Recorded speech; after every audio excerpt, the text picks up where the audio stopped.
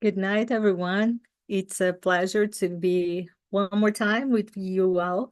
Um, Tonight, unfortunately, our general coordinator, Diogenes Ayers, will not be able to join us due to some work issues. And so I'm pleased to receive all of you who are following us at YouTube and my colleagues again, Arslan and Rosani. And so uh, just to open this session, we today are talking about the role of governance and also the importance of social justice and inclusion. And this is a closure for the three webinars we have in the project of Eco Alliance Brazil Turkmenistan for Zero Waste project. So I would like to, first of all, I would like to thank again the support that we all also had from ABIS during all these events for now and for the entire project. So ABIS is the Brazilian Association of Environmental and Sanitary Engineering, and ABS has a crucial role in the development of sanitation in Brazil since 1966. ABS has a leadership in the sector and promoting public policy and on the field that guarantee the access to the universalization of the basic sanitation with quality and for all. ABS has different fronts uh, of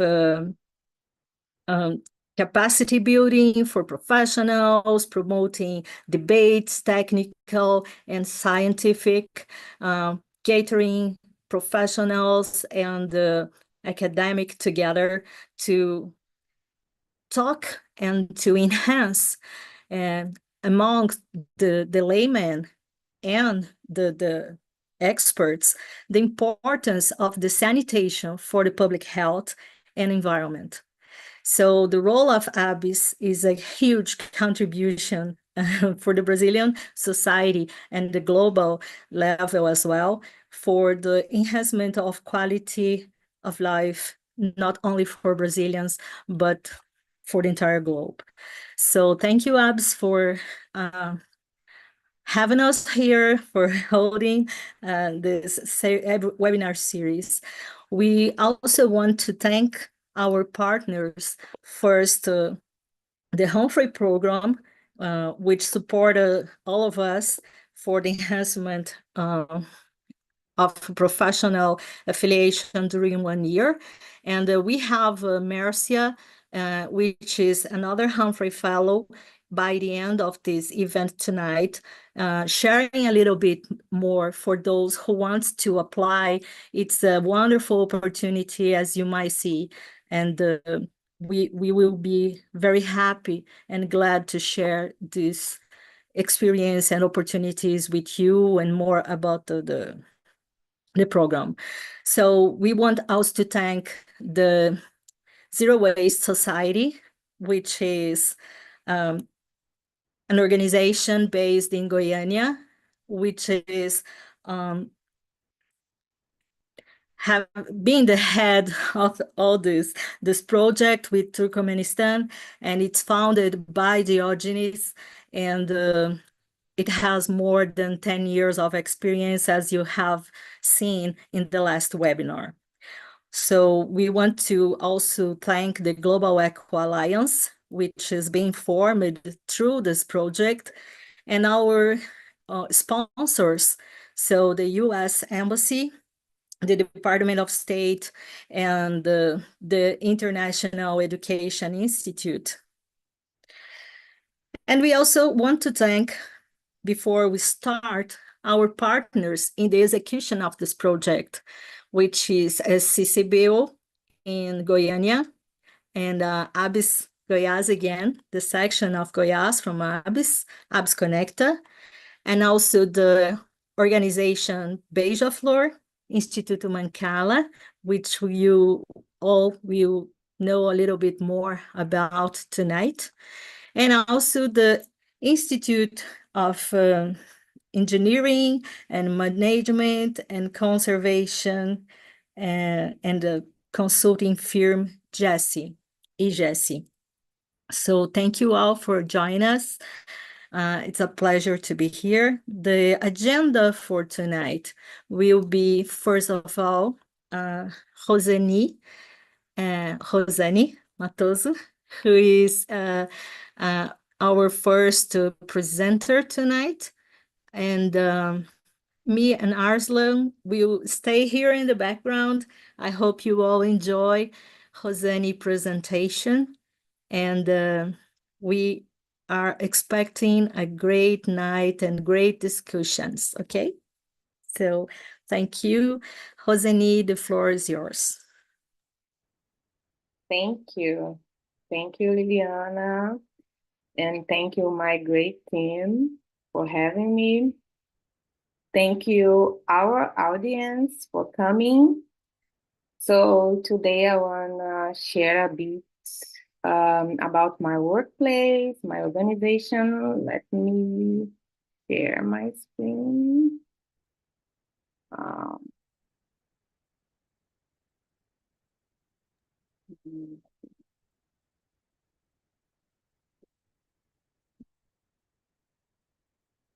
I hope everybody's We can see hearing. it, Rosani. Go ahead. Okay. So yeah, today I want to talk a little bit about the inclusion and social justice. The Instituto Mancala or Mancala Institute is an organization as an example of inclusion and social justice in a practice. So after me, we will have my friend Liliana talk a little bit more about environmental governance. So the summary for today is I will talk about the role of Instituto Mancala in bridging social inequality through science and technology. So let me introduce myself a little bit. I am Rosane Matoso. The most important title in my life is to be Iani's mother. I love to say that.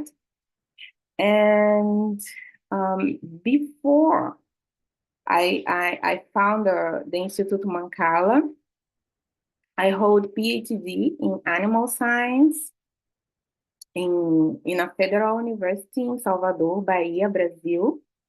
I got my postdoc also in animal science in Recôncavo da Bahia. It is a countryside in Bahia, Brazil. And why it is important? Because Instituto Mancala is one of the results of this academic journey. So as a Black woman, I felt a lack of inclusion and social justice during all my journey in academia. I felt lonely, I have no voice, no leadership role. I had great supervisor, but it's still hard to be alone in this space. So that's why I found her with more three colleagues, the Mancala Institute, and it is an organization with focus in social inclusion through science and technology. I'm also coordinator of the Mukeng project. This is a main project inside the organization. And this initiative focuses on the capacity building of Black and Indigenous researchers combine scientific content with social, racial, and environmental responsibility. I'm also lead research projects in science and technology that aim to develop technological solutions to address key societal challenges. I'm also passionate advocate for inclusion, social justice, and environmental sustainability through community-based research. I had the honor to be selected for the 2023-2024 Hubert Humphrey Fellowship Program. It's important to say that it was 10 years after Diogenes, our coordinator, and I had the opportunity to stay in Davis, California, University of California, the same place with him, to represent Brazil. So I'm pretty sure that the majority of people here know about the words inclusion and social justice, but I think that is important to highlight the concepts about these words. So inclusion is the process of ensuring that all individuals, regardless background, social status, race, age, have equal access to opportunity and resource. Social justice, it's about distribution. The pursuit of a fair and equal society where resources, rights, and opportunities are equally distributed, and all individuals, regardless background and social status and race and age, have access to these opportunities.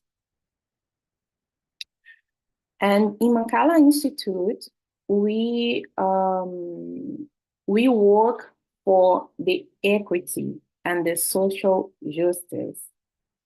This is a very famous picture that shows the difference between equality and equity. And also, this picture shows the possibility of ideal scenario without any barrier. So the first picture, it's assumed that everyone will benefit from the same support and they are being treated equally.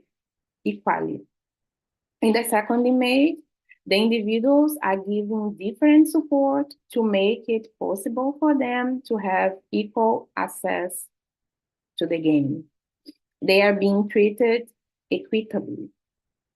In the third image, this is the most ideal scenario.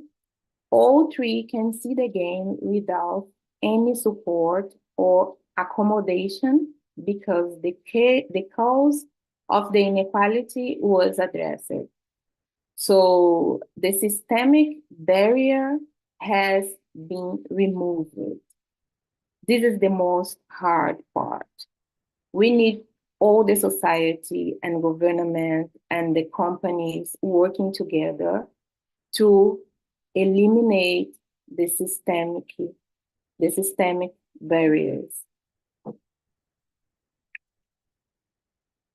So, Mancala Institute is located in Salvador, Bahia, Brazil.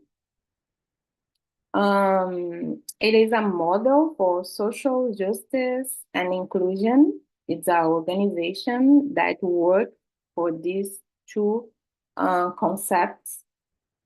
Our mission is to reduce social and racial inequalities through research, development, and dissemination of science and technology.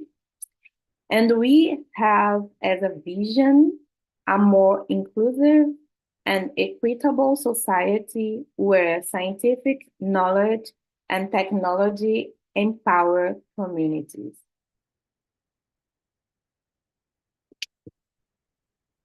In our organization, we have a main project that I told before called Mukengi Project.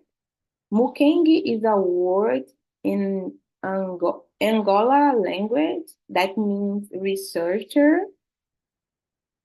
And the aim of this project is support for Black and Indigenous researchers, enabling them to conduct research in science and technology aimed to their own communities. We also work with academic extension projects in Quilombola, peripheral, and or indigenous communities. For those that doesn't know what Quilombola means, Quilombola is Afro-Brazilian people resident of the Quilombos. Quilombos is a place that was first established by escaped slavers in Brazil in the slavery time. And these historic places still exist in Brazil until nowadays. So this is a very important place for Black community. And we work with these communities in our projects. We also work with science and technology-based solutions to address real problems. And we already had 3 editions. The first one was in 2020, was a capacity building program for young Black and Indigenous researchers. So we had the pandemic time, and then our second edition was in 2023. We work with food insecurity and real-time hunger monitoring.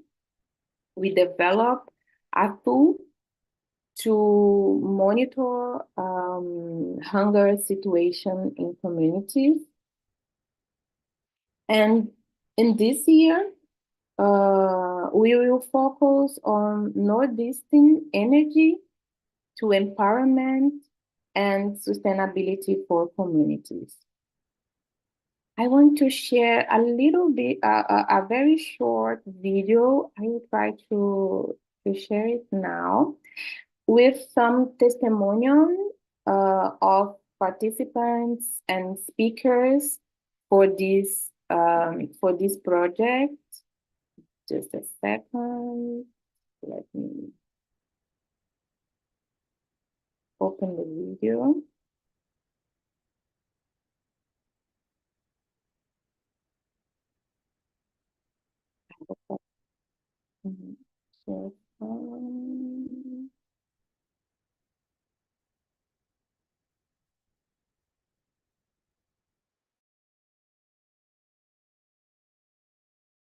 Everybody can see my screen. Yes, we can, Rosani. I will play. I hope you can hear that.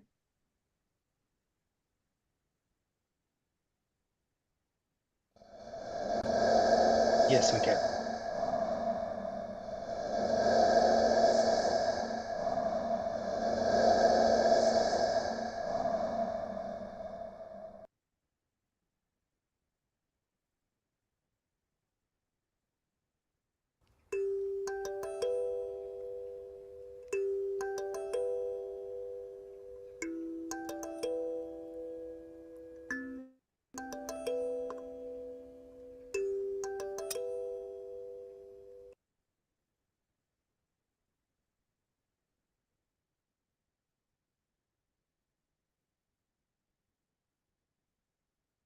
E aí você ensina, vai para a pesquisa e vai para a comunidade com aquilo que lhe toca. Isso eu acho fundamental para todo mundo que está procurando na academia se estabelecer. Que me marcou muito internamente, sabe? Aquele impacto que as pessoas têm para nós como cientistas, tem aquele impacto que as pessoas têm para nós como negros.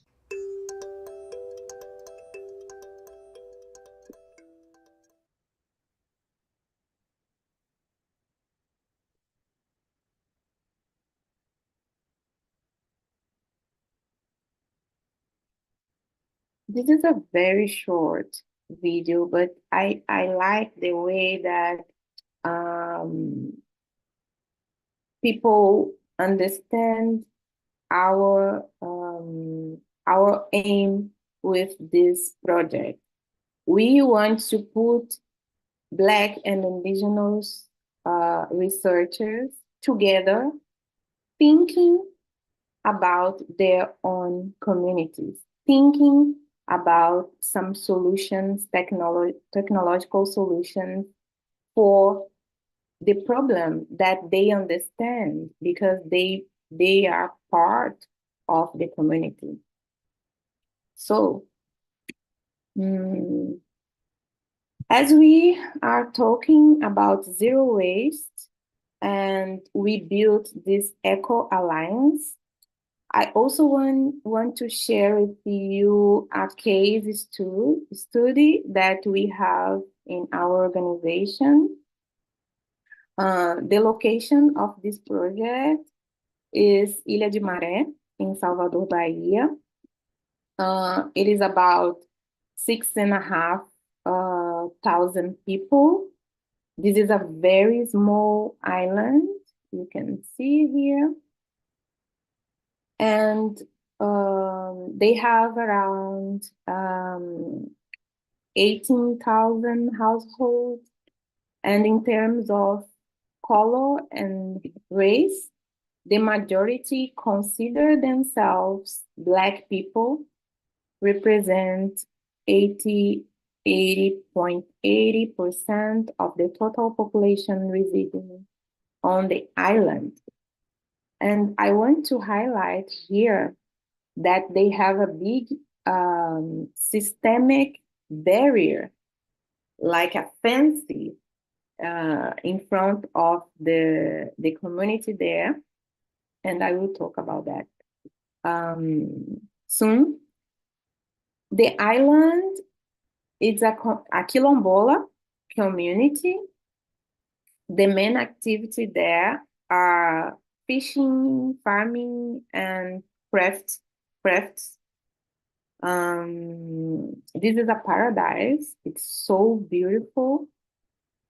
And also they have a very interesting plant called cana brava, and they use it to craft their handmade products. This is the cana brava. This is a huge production in the whole island. This is a artisan work with the cana brava fiber.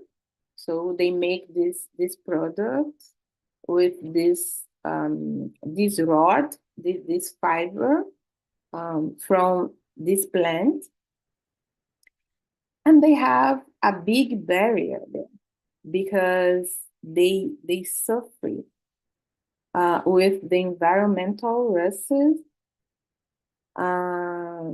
This is a systematic problem.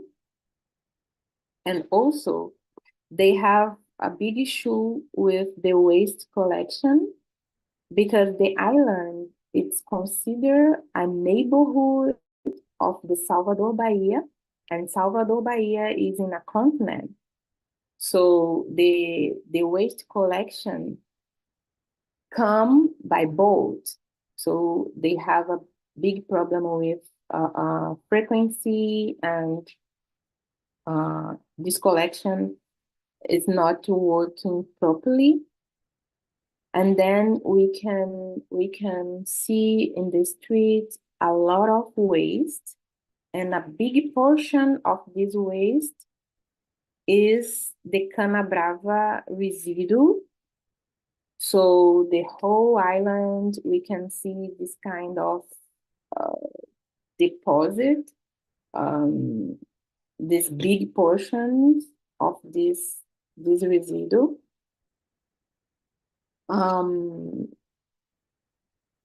That's the systemic barrier that we are talking about. So we try to work with these communities to bring some solution for them, and also to make a bridge between the community and government, government, and also the companies, to help them in some way. And then in this case of study, we sit together with the community and start to think some technological solutions. And they also bring for us some ideas. For example, this acoustic panels, they already did it in the community with the material that remain for the crafts. But the problem is because to produce this panel, it's very expensive. So they call us to help them to make this production more economic viable. So we are working on economic viability of this production. They have a fabric. This is the social media for them, and they commercialize these panels. We also are working to produce eco firewood with these materials. We are testing different kind of substances to use this eco firewood and to make it safe for use. And we are also using that in a crop cover to testing it to make the soil more nourished or moist. And this is the solution that we think together to the community, and this is helping to decrease the quantity of waste in the street and in the island at all. And for the final consideration, Instituto Mancala is an example of how science and technology can reduce inequalities. So we make inclusion for try to reduce all these problems, racial, social inequalities. We also promoting social inclusion through science-driving community engagement. We always work together, the communities, and we give them some voice and some make decisions. We know that partnership with community leaders ensure local impact. So we need to work with them. And also technologies from the simplest, as I show now, to the most advanced, as Avalon brings for us pyrolysis in the last webinar. All these technologies is important to achieve zero waste in community. And these technologies need to be accessible and innovative for addressing waste management challenges and promoting sustainability. I think that's all. We can have some questions, and we can follow with Liliana. Thank you so much. Thank you very much, Rosanne. Thank you so much, Rosane, for the wonderful presentation and all the hard work that you have. And I will make some changes in our agenda. So I am noticing that our colleague, I mentioned to all of you who are following us in YouTube, and please put your comments over there. But as I mentioned in the beginning, we just received Mercia Silva, which is our leader here at Humphreys in Brazil. And I would like to make just a little break because I really believe I am firmly convinced that it's important to profit, to enjoy this moment, to share a little bit with our audience what is the Humphrey program we talk so much about, but several people has no opportunity to explore and to know a little bit about the program and its wonderful opportunity. So I will invite my colleagues from Eco Alliance for us to close our cameras again and give an applause to Mercia, and she will present herself, and we will listen a little bit about the work of USBEA and also a little bit about the Humphrey program. So Mercia, thank you for coming, and the floor is yours.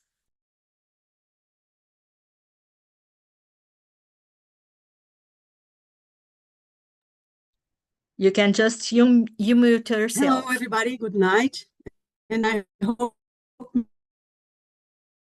my internet is helping and is everyone is listening to me. I'm sorry, Mercia, to interrupt. I think your sound Everyone is sound listening to me a now? little bit Good. cut for us. So please, if you can just come closer to your microphone, maybe it gets better. I'm using the computer microphone.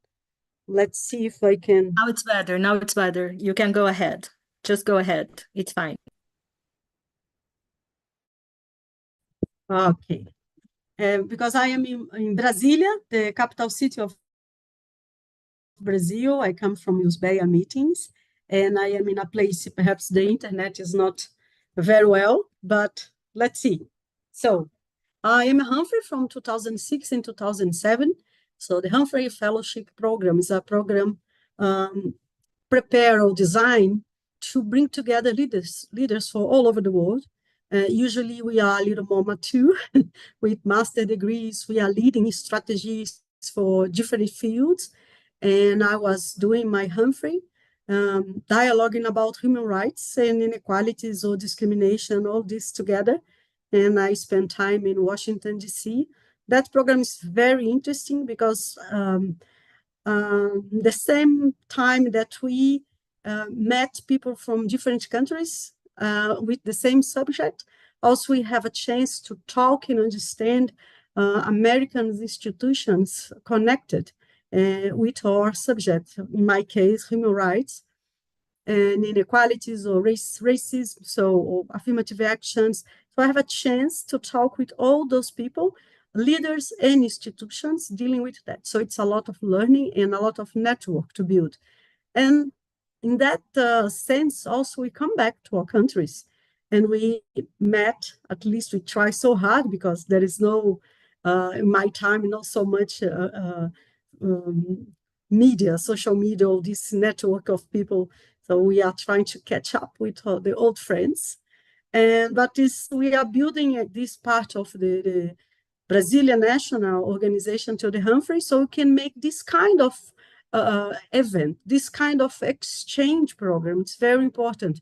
Listen to Rosane, I'm proud to see what you are doing because I'm working with communities for many years, and we as let's say, when we are in some institutions that support local activities, usually we bring solutions.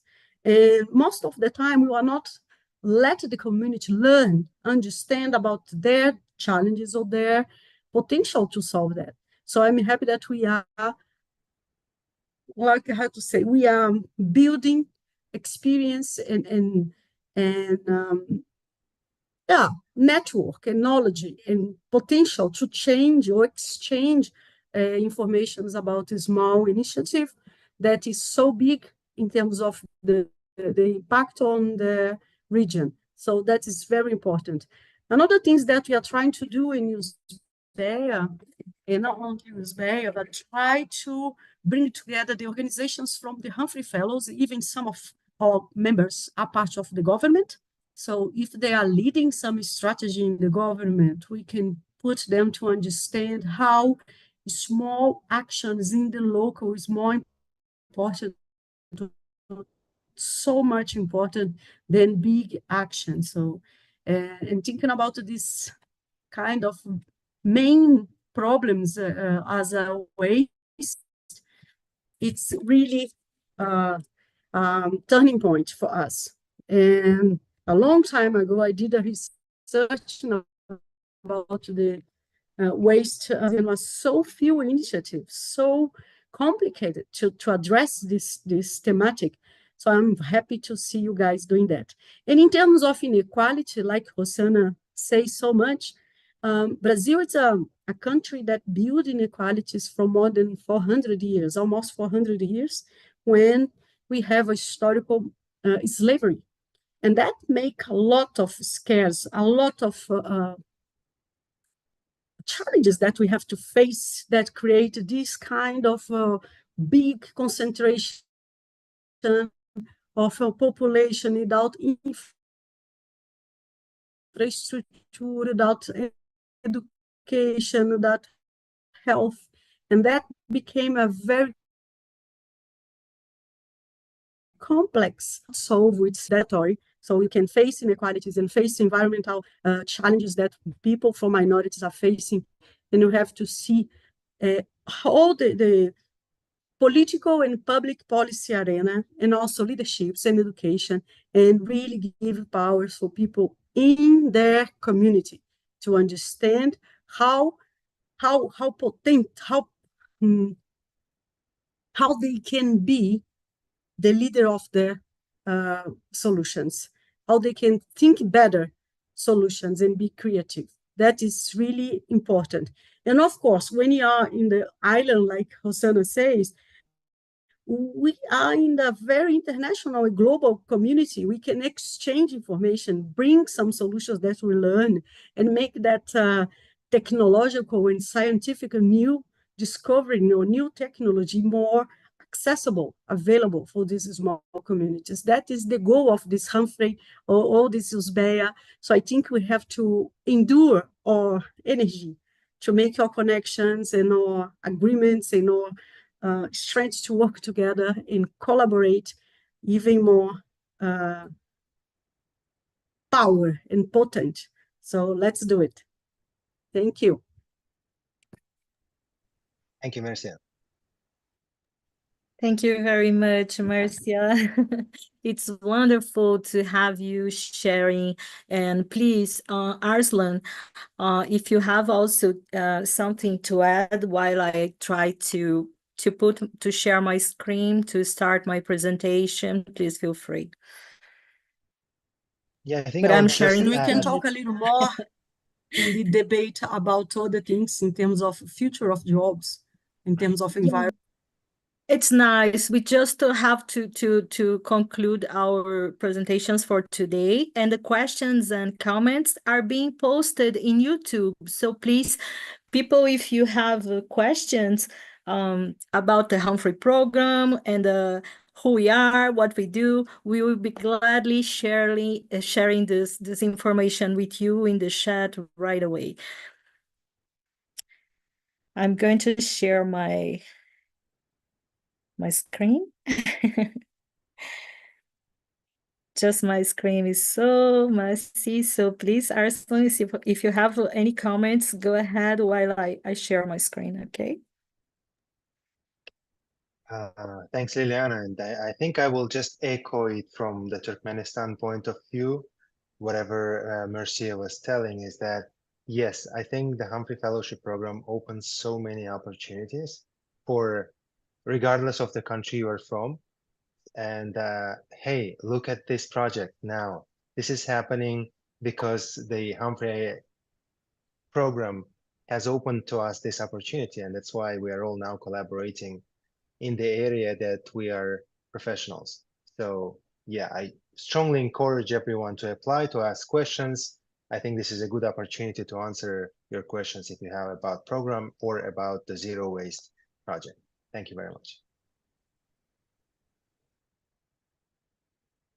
Okay, thank you. I was thinking if I was mute or not. So yeah, I have prepared very, how do I say, informal conversation is what we expect.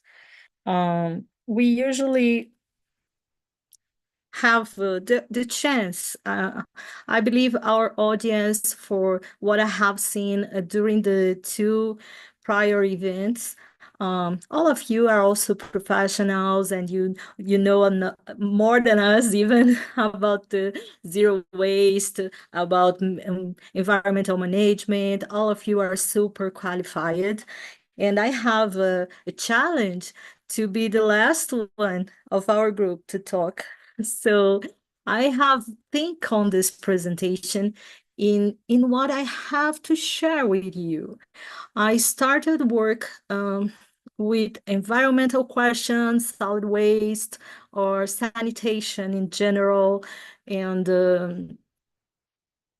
I have been working on this field for over 30 years. So I was thinking, what can I share with after so many brilliant speakers during three wonderful webinars, right? And a very qualified audience. What can I say that they already don't know? So I decided to just put together some questions for us to think together.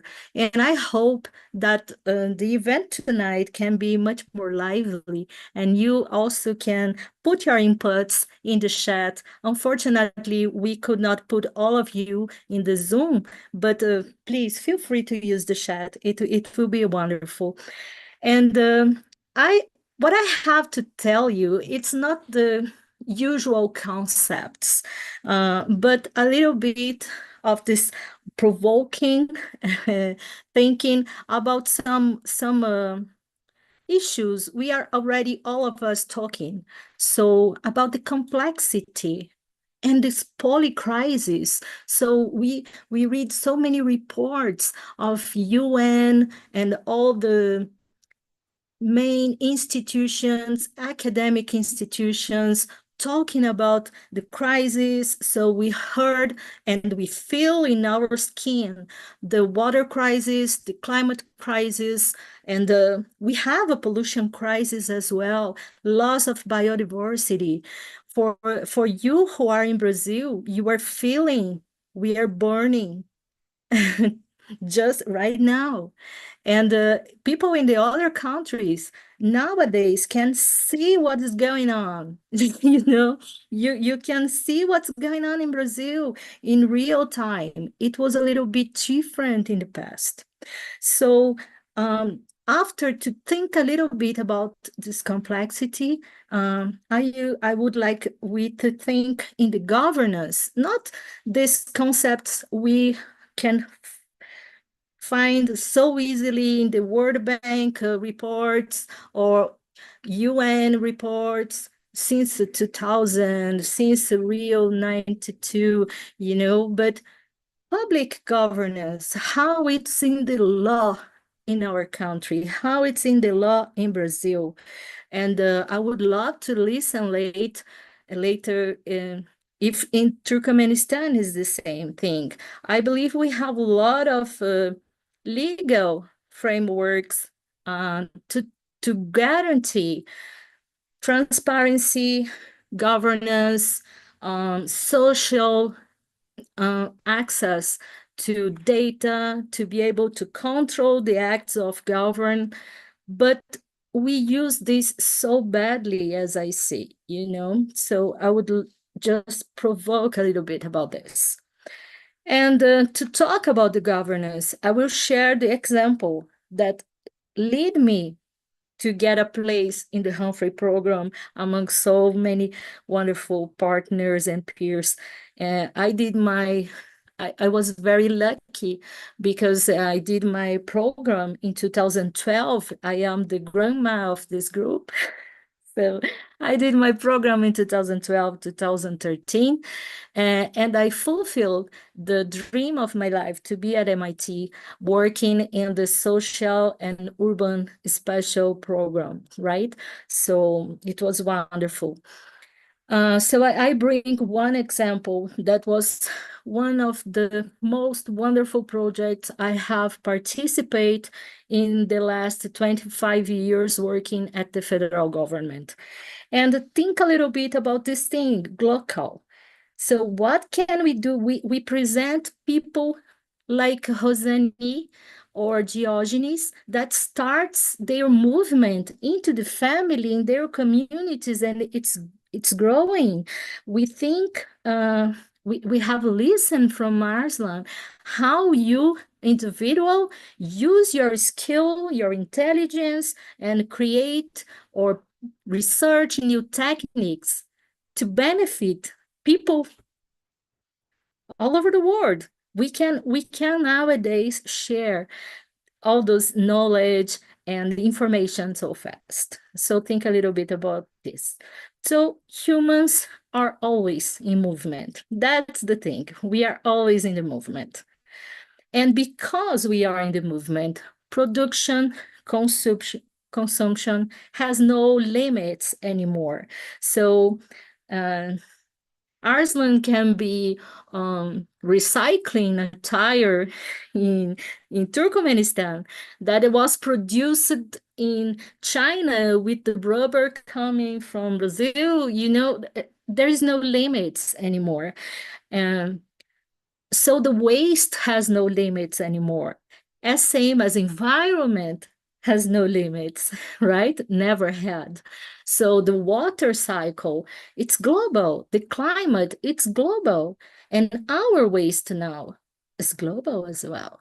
So we are acting locally, even if we don't think in that common phrase that is very used in the environmental movement, act local and reach global.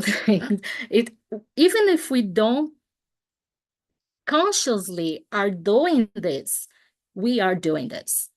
When I buy a product, I don't know from where this plastic comes, these bottles, these things, everything is globalized. And even if every production is just into my country, but the brand, the revenues, where they are going, in which stock market, who are financing this, who are benefiting. So we are all connected. It gives the dimension of complexity. I believe several of you have heard lately about the youth having anxiety because this poly crisis, climate crisis. So the youth are already fearing future, and it causes health problems even, and some people say, oh, that's the cause, and so there is no end.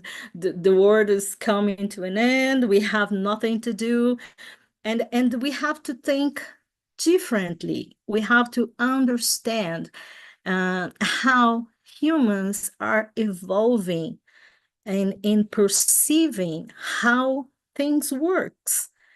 It's physics, it's biology, it's just science, it's all there.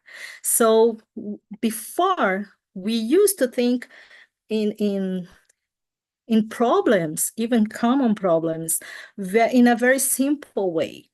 We have data, we cross data, and it's that or it's this. So it was a very mathematical think, very scientific think. We just work with information, and we believe that all we need is information. And so we start to understand that things are not like this. I have information, but I have other variables that comes sometimes. And so what I think that was a certain, it's not anymore. So we start to deal with complexity. The complex systems theory starts to evolve on time and on space. You know, we start to perceive we are connected. So if I cut the trees in Amazon, it has an effect in other place. And so we start to understand that the variables we used to treat as simple variables, they work differently and in different rhythms. And it can, something that you think it's perfect, stable, and you already understand, suddenly come to a different pattern. And all these varieties, all these variables working together, combined in a different pattern, each one, bring the complexity. So complex problems are not the ones we cannot solve, but are the ones where we are required to look differently to the things, to understand historical variables, social variables, cultural variables, and all these working together at the same time and differently. So complex is not insolvable or impossible, but requires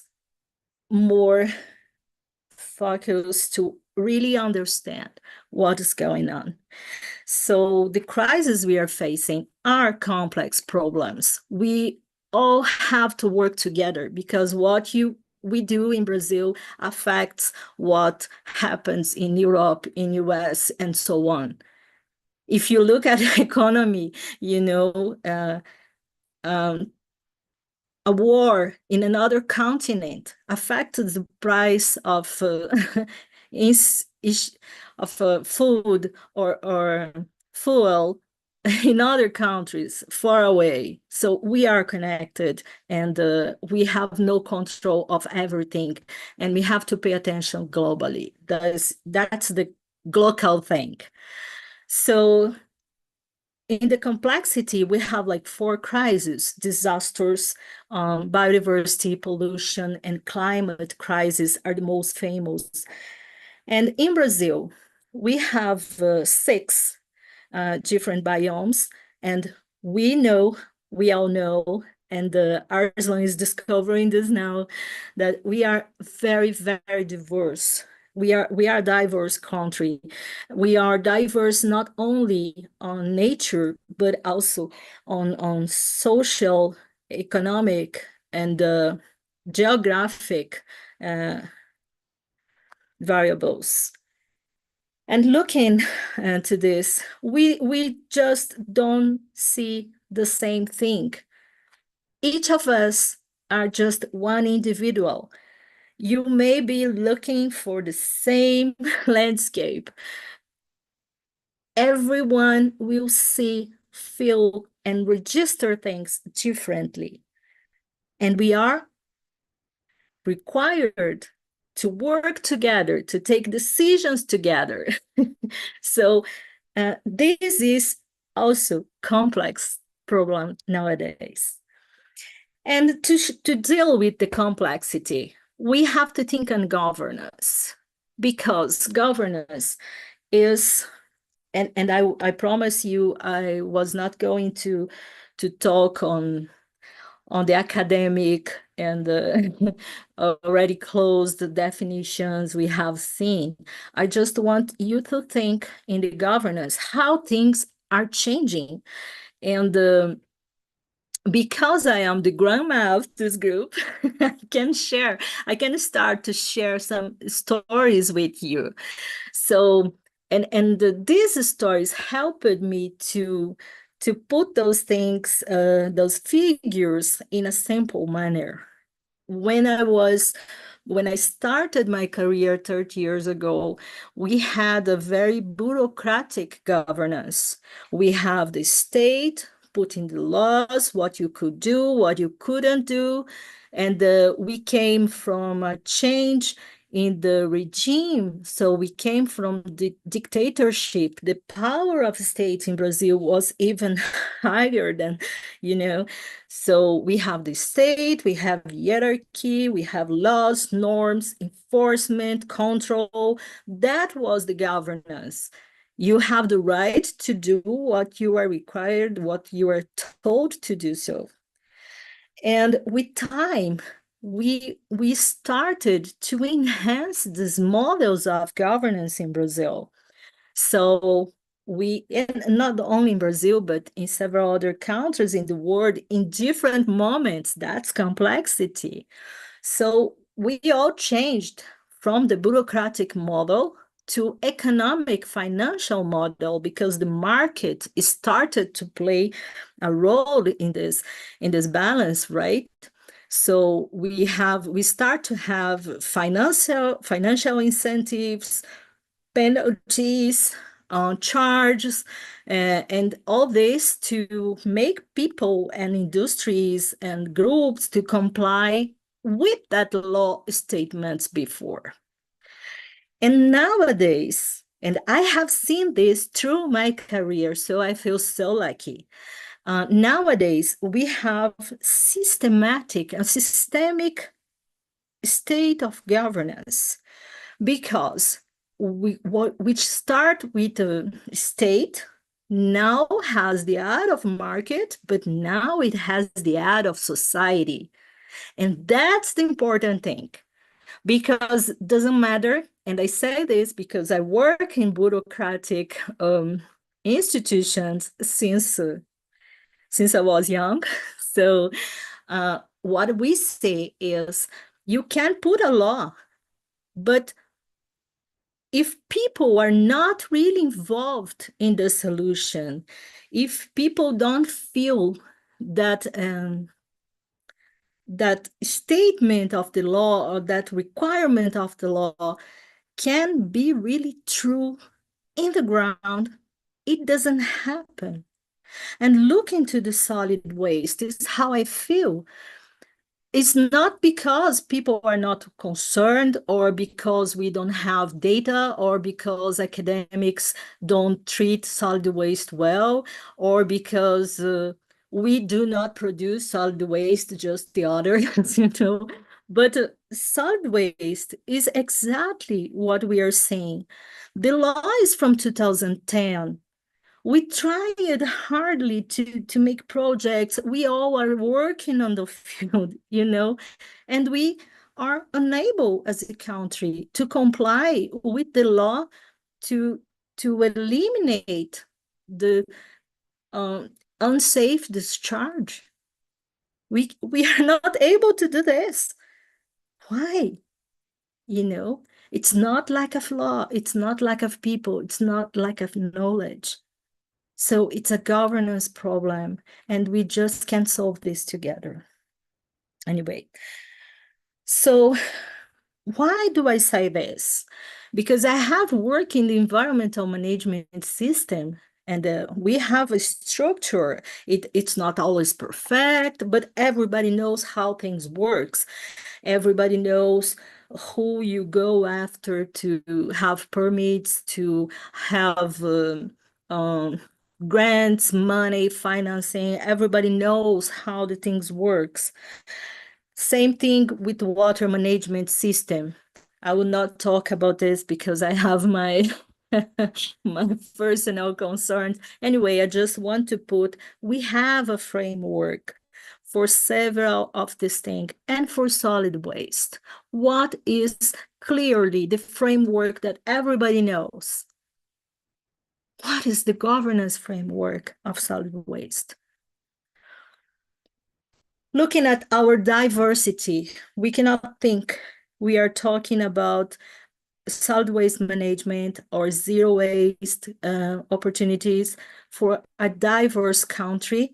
Just putting in the law, we all have to do this. We have different realities, different connections, different times, different societies, different kind of waste.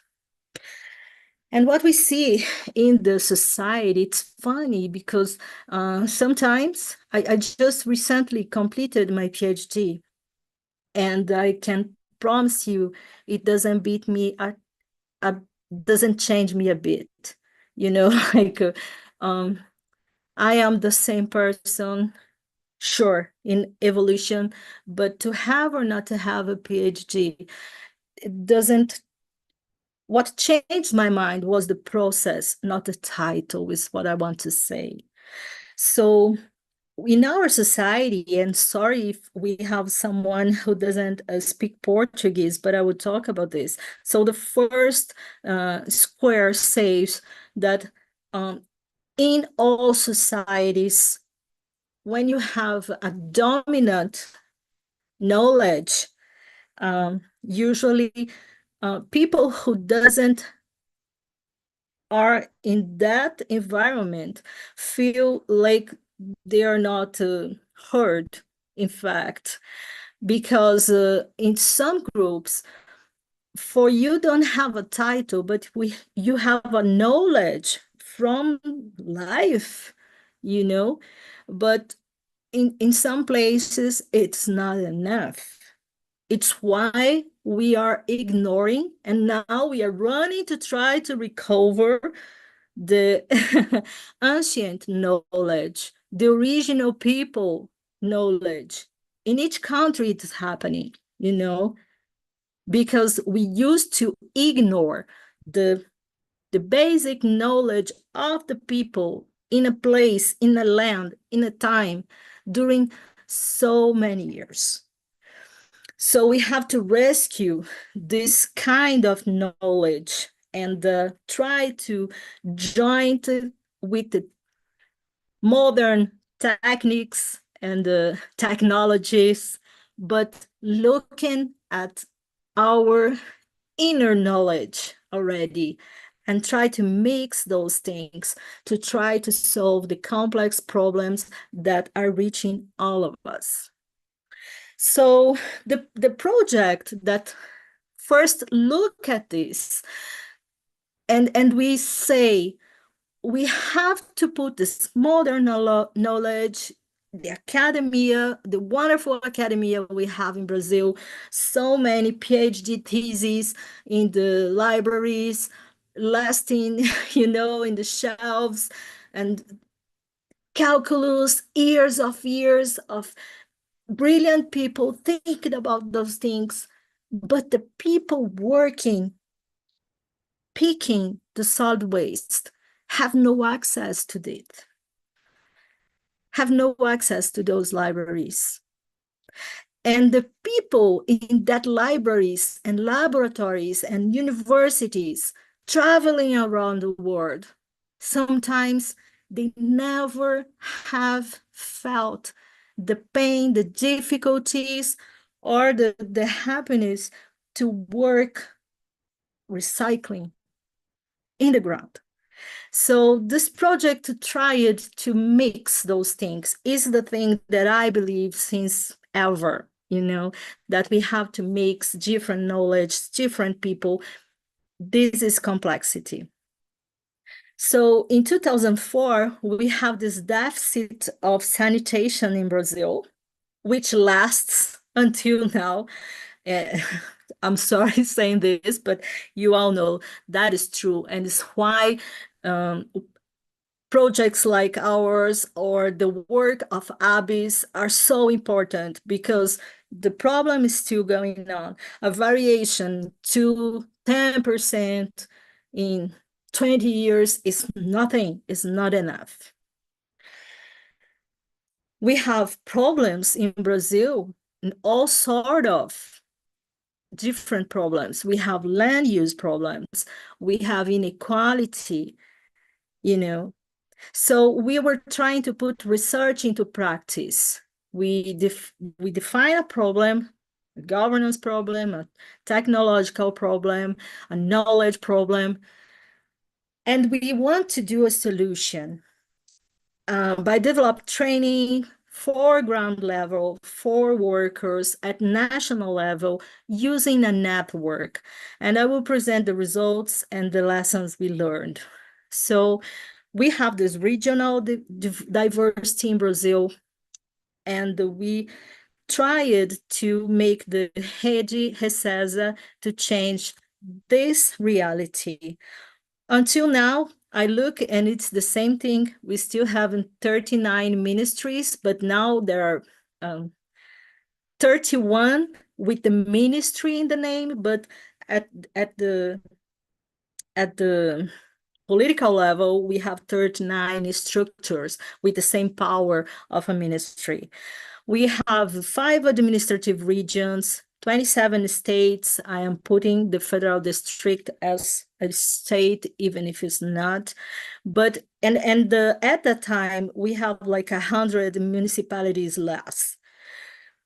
Delivering public service in Brazil, it can be made in different ways. You can make it directly, indirectly, by doing the delegation. So if the state, the governments cannot do something, you can delegate for an organization or any group.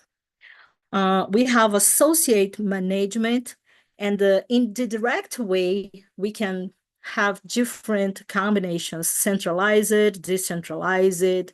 In the delegation, we can do biddings, and we can have a public consortium, cooperations. There are many ways, and solid waste management is a public service. So in Recesa, we have a arrangement to look at the country differently. The Northeast region has not the same problems than the South, than the North region, than the, so we make an arrangement for work in the different regions with the academy and the groups from that region. That was the thing. So the scenario in 2004, we had a new government, 3 decades without any investment in sanitation. And if it's not in sanitation, that has 4 branches, can you imagine solid waste? That is the branch that always receive less money.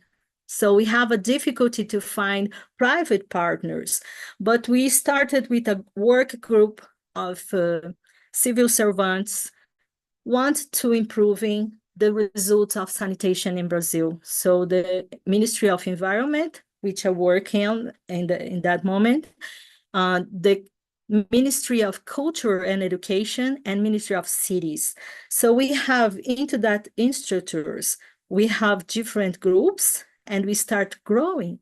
We understand the problem, we have the first task, and we perceived that in 2004, 20 years ago, it was a brand new way to work together. It's a network. And we were, wow, amazing. We are a network. So we have problems and we can find a solution. And we start to expand because we need to involve municipalities, states. So this group start to grow. I will not go over each one, but we have donors, other ministries coming, different secretariats, different technical groups, financing. We had associations like ABS already, and we created the 5 different groups and nucleus in Brazil. What were the good points?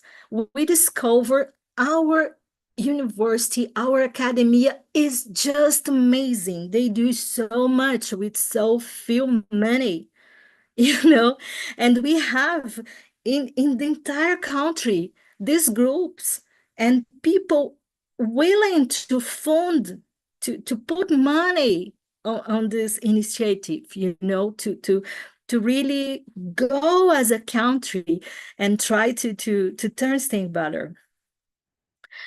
So research project, we look at the competences and the skills, and we have the 5 thematic areas, and we develop this initiative regionally and locally, and we keep the network being formed with a mandatory mix of institutions. So you could not just have, like in Northeast, for example, just a university. We have to have a diversity of actors to have this nucleus working and being funded. So that was the innovation. And for each of our groups working together regionally, we have different arrangements that was born from the society. The government doesn't say you have to work like this. It was how they could arrange themselves. In the final after 1 year of the Recessor project, we have what started with 3 ministries has now like 80 institutions and different entities. We have trained in 1 year more than 10,000 works. We have developed competences, skills in all those thematic areas. And we work at regional level and local level, covering all the states. We have institutional structure and partnership with S system, sanitation companies, even private companies were desired in this network. And we developed a pedagogical proposal that look at these 3 concepts: know how to do, know the tools, and know how to do things. So you know the subject, you know the techniques, and you know how to do things.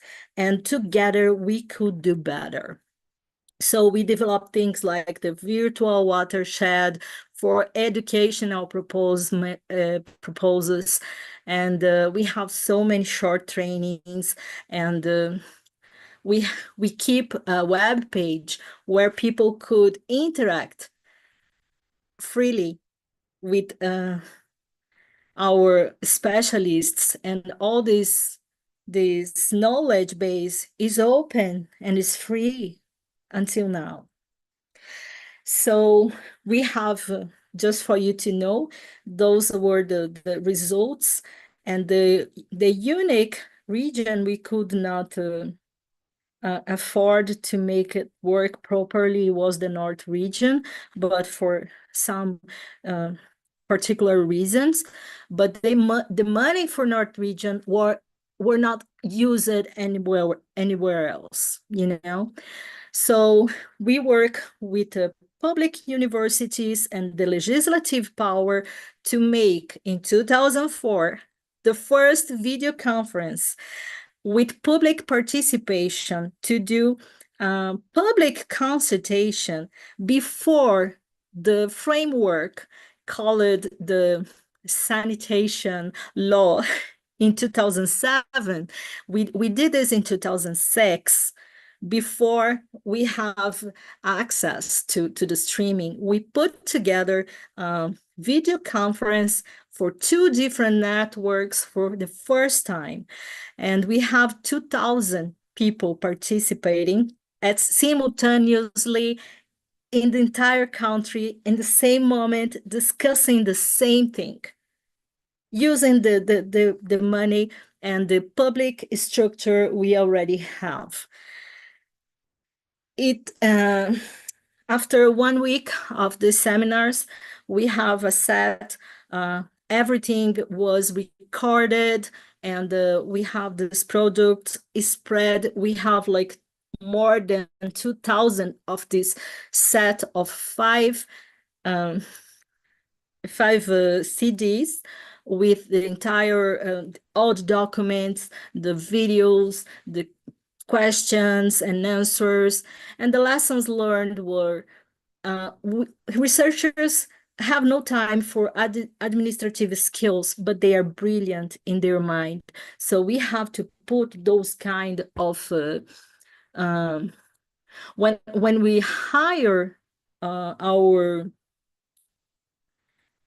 staff, we have to not only think on the brilliant minds and the most knowledgeable person in a field, but if we don't give them the structure, administrative support, and all those things, they can do fail. So private resources, they have to be understood and discussed together with the public money without we think they are the bad guys, I am the good guys. We are on this together. We have to discuss, we have to decide. So when we keep the objectives clear, things happen. In 2004, we did a video conference with 2,000 people all over the country, and we barely have internet at that time. So when you build strong teams, strong connections, we can do those things happen. And I think it's what you have seen in our webinars, what Diogenes has done, what Rosane has done.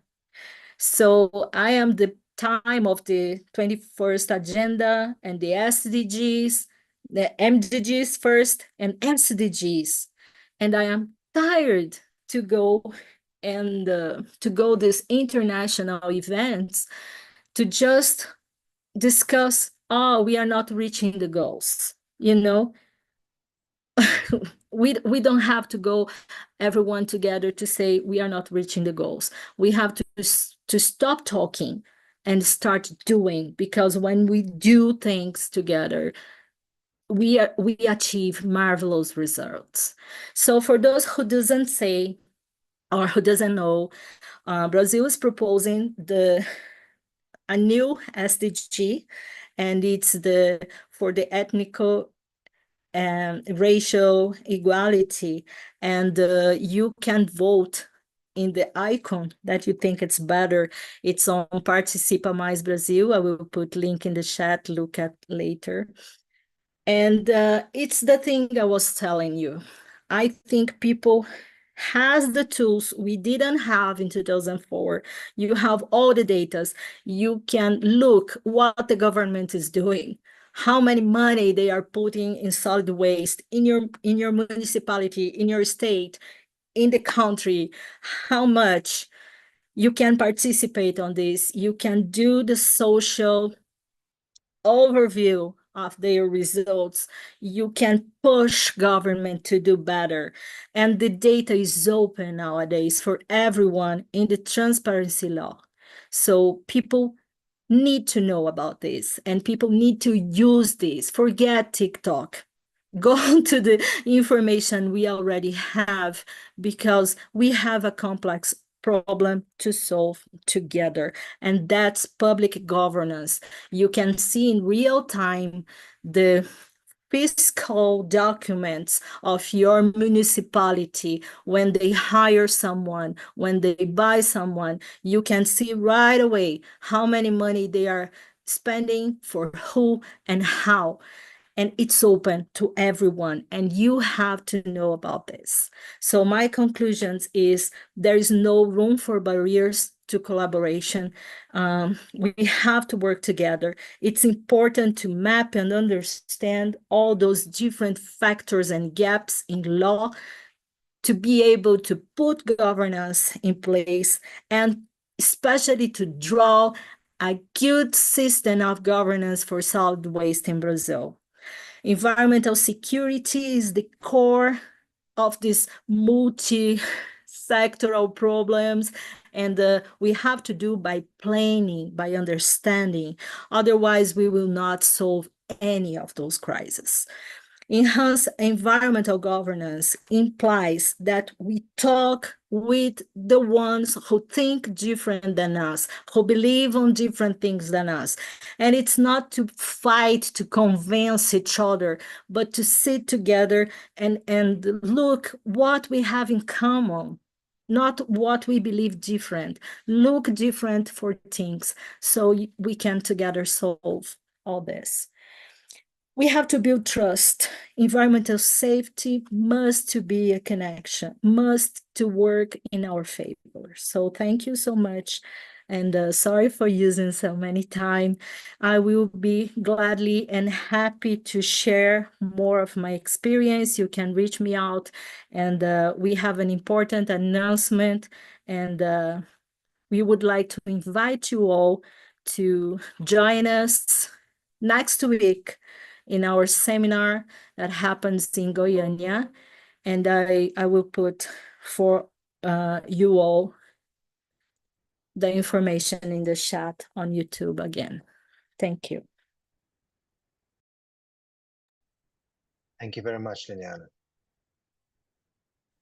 Okay, so we don't have questions in the chat.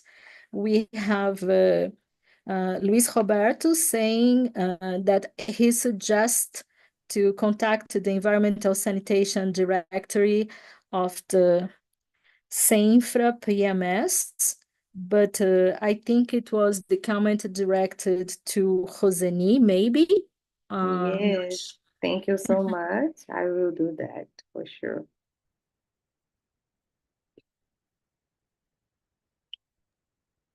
And Liliana, I like so much your overview in your timeline about the institutional and cultural evolution for us to understand wasting, to understand potentiality, to understand the local activities. Thank you so much. I thank you all, and I thank all the people who are following us on YouTube. I'm sorry not we are running out of time to Q&A session. So please, the last chance for you to put any questions in YouTube. We are running out of time, and I would love to share the Zero Waste Society Instagram. I will put it on the chat. So if we have nothing to add, I would thank you again, Abis, and I'm sorry we have not time to share more information with you all, but I hope to see you guys in Goiânia on 17th September, and we are all open to talk about our projects, our presentation, the Humphrey program, and Diogenes will be there to receive all of you. So thank you, good night, and I will invite our colleagues from ABIS to put the final institutional video for us. Thank you. Good night, people. Thank you. Thank you.